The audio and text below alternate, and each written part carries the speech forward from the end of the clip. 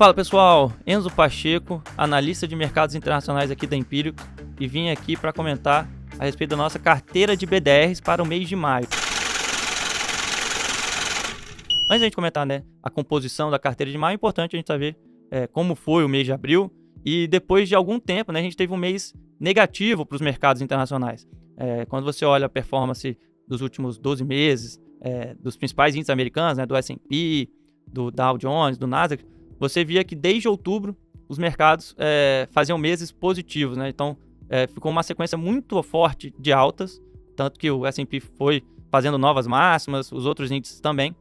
E aí, agora no mês de abril, a gente teve o primeiro mês negativo desde então, em parte ainda por conta da expectativa da taxa de juros mais alta por mais tempo nos Estados Unidos. A gente teve a divulgação de alguns números da inflação no mês de abril, que foram um banho de água fria para os investidores, A gente viu os números tanto do CPI quanto do PCI vindo acima do esperado pelos analistas, pelos economistas, e isso trouxe um certo receio de que a inflação está muito mais resiliente do que era esperado anteriormente pelos atores, que ficam precificando na curva de juros, até para ações, qual é o nível da taxa básica de juros lá nos Estados Unidos. E além disso, em abril a gente teve a divulgação também do PIB do primeiro trimestre nos Estados Unidos, e a gente teve sinais mistos do resultado. O PIB, propriamente dito, ele veio abaixo das expectativas, um crescimento ali de 1,6%, ante projeções de crescimento de 2,4%, e o índice de preços do PIB veio bem acima do esperado. Então, também trouxe à tona aquele possível cenário de uma estagflação, que eu acho que seria o pior cenário possível. Ainda assim, é uma probabilidade muito baixa de que isso aconteça na economia americana. A gente tem que lembrar que essa foi só a primeira leitura do PIB, conta com dados preliminares, a gente tem mais 2 leituras ao longo dos próximos meses. Então a gente pode ver essa estimativa do PIB sendo elevada, chegando mais perto dessa projeção que o mercado tinha. Mas, de fato, foi um número que gerou uma certa preocupação, porque se você tem uma queda da atividade econômica, mas com os preços ainda muito fortes, eu acho que é o pior cenário possível. Muitos investidores acho que nem estavam pensando nessa possibilidade. Então, isso também gerou um certo temor nos investidores. Mas é importante notar, quando a gente olha o dado do PIB, os fatores que impactaram negativamente o crescimento nesse primeiro trimestre foram fatores muito voláteis. Então, está relacionado a questões de estoques, a questão de comércio internacional, comércio exterior. Quando você olha, por exemplo, os gastos das famílias com os gastos das empresas, ainda está rodando uma taxa ali de 3% ao ano, que é uma taxa super saudável, mostra que a economia também está num momento muito bom lá nos Estados Unidos.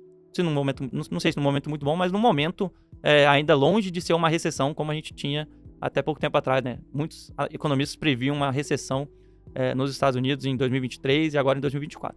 Não parece o caso ainda no momento. E aí, então a gente teve toda essa questão de uma economia claudicante, uma inflação ainda resistente, fez com que as apostas para taxa básica de juros permanecesse alta por mais tempo. Vamos lembrar, no começo do ano, a perspectiva que o mercado tinha era de 6 a 7 cortes dos juros básicos lá na Fed Fund Rates, e o próprio Fed via apenas 3 cortes. E aí foi passando o primeiro trimestre, agora em abril, essas expectativas do mercado foram reduzidas para 2 cortes, mas já tem players que estimam que não será possível nenhum corte por parte do Fed. Então a gente já tem uma mudança muito drástica. Então isso também pesou um pouco nos ativos de riscos, especialmente naqueles ativos que são mais relacionados a taxas de juros longas, como os papéis de tecnologia ou os papéis, por exemplo, de real estate, de utilities. Eles acabam sofrendo muito quando a taxa de juros de longo prazo aumenta. Então a gente, no final das contas, viu lá o S&P caindo 4%, o Nasdaq chegou a cair mais de 5% em um momento do mês.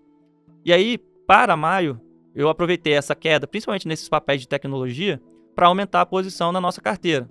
A gente não fez nenhuma mudança muito drástica, A gente manteve a composição da carteira, os mesmos nomes de abril, só recalculando os pesos de algumas posições. Então, a gente reduziu as nossas exposições em BP e McDonald's, são 2 empresas ligadas à economia real, Então, BP é do setor de energia, extração de petróleo, venda de gasolina e por aí vai. E McDonald's todo mundo conhece, alimentação. E nos Estados Unidos você pode até ser visto como um item básico, Muitas pessoas às vezes têm que recorrer ao McDonald's como uma forma de alimentação. aqui sem entrar no mérito se é saudável ou não saudável, apenas fatos de que muitas pessoas dependem, às vezes, do McDonald's para se alimentarem. Então a gente reduziu essas exposições em 5 pontos percentuais cada um. BP, a gente já vem carregando essa posição desde o começo do ano. A gente já teve bons ganhos, mas me parece que do patamar atual fica um pouco mais difícil a gente ver a valorização do papel, a não ser que ela mostre isso nos seus resultados, e a gente vai ter o resultado dela agora no mês de maio. Eu prefiro ainda ter uma posição pequena em petróleo, por causa de todas as questões geopolíticas, né? Como isso pode impactar o preço do barril de petróleo. Então a gente preferiu reduzir, mas manter uma exposição.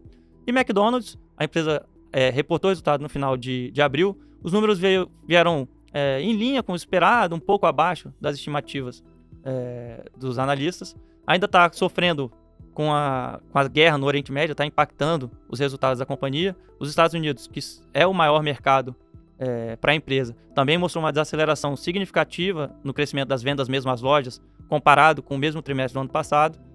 Então eu preferi reduzir a posição por causa dessa pressão de curto prazo, né, diante do resultado não tão positivo assim.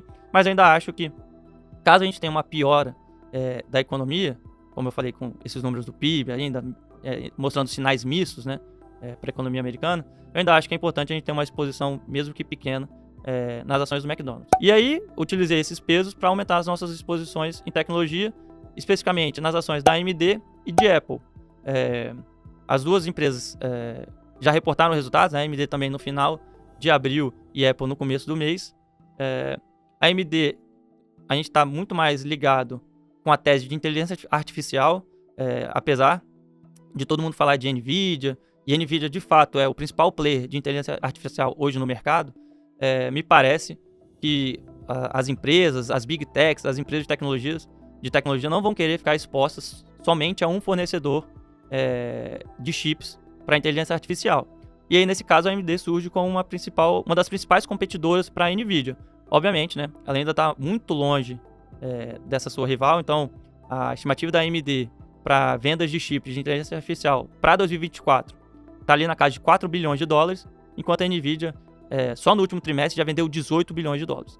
Ainda assim, tem muita coisa a ser feita, mas me parece que, dentre os players possíveis no mercado hoje, a AMD é a que está, ainda assim, um pouco mais próxima da NVIDIA, tendo essa ressalva, né? Esse mais próximo ainda é bem distante. Mas eu acho que a ação pode performar bem. Ela acabou caindo bastante, né, com a divulgação do resultado, mas isso só aumentou a atratividade no curto prazo do papel, né? Ela entrou numa região ali que parece que não tinha muito mais para quedas, e aí a gente já viu uma breve recuperação nas ações nesse começo de maio.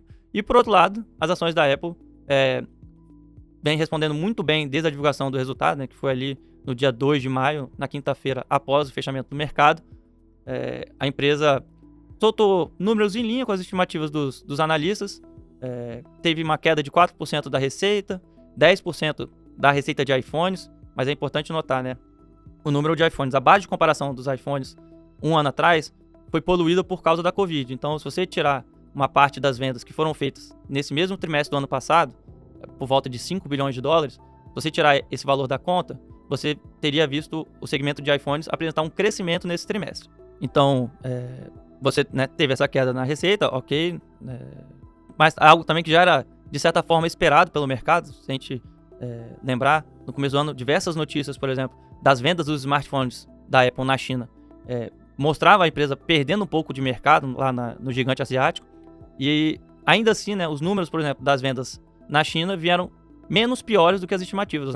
Os analistas tinham algo em torno ali de 15 bilhões de dólares, e as vendas no trimestre veio acima dos 16 bilhões. Então, parece que as ações precificavam o pior cenário possível, e ele não foi o que veio nos números. E além disso, além, né, desses resultados, por dizer, mistos, a empresa anunciou uma recompra de 110 bilhões de dólares de suas ações, simplesmente a maior recompra da história do mercado de capitais, né? Isso sem contar que a empresa já tinha um programa de recompra de 90 bilhões de dólares. Então, somadas, as duas últimas programas de recompra da companhia somam 200 bilhões de dólares. Realmente é uma companhia que consegue gerar muito caixa. Essa recompra pode ser feita sem a empresa se endividar, sem ter grandes problemas na sua operação, consegue investir em novas tecnologias, em novos produtos. Então, esse fato animou os investidores, tanto que as ações chegaram a subir mais de 7% no dia seguinte. E aí, né, ficou aquela expectativa do anúncio de alguma coisa relacionada à inteligência artificial. Ainda não veio, mas o Tim Cook ele deixou claro, né, que a empresa deve anunciar alguma coisa ali no mês de junho. Então, você teve esse fator positivo da recompra e ainda tem uma possível nova pernada quando sair essa notícia de inteligência artificial, mas aí a gente vai ter que esperar, né, para o mês de junho. Mas, pelo menos para o mês de maio, me parece que as ações tendem a ter uma performance positiva, como a gente já vem vendo, né, nesse começo de mês. E é isso. Então, se você quiser saber mais a lista completa de BDRs para o mês de maio, é só clicar no link aqui da descrição do vídeo que você vai ter acesso à carteira de BDRs de maio de 2024. E te espero aqui para a carteira de junho. Valeu, até a próxima!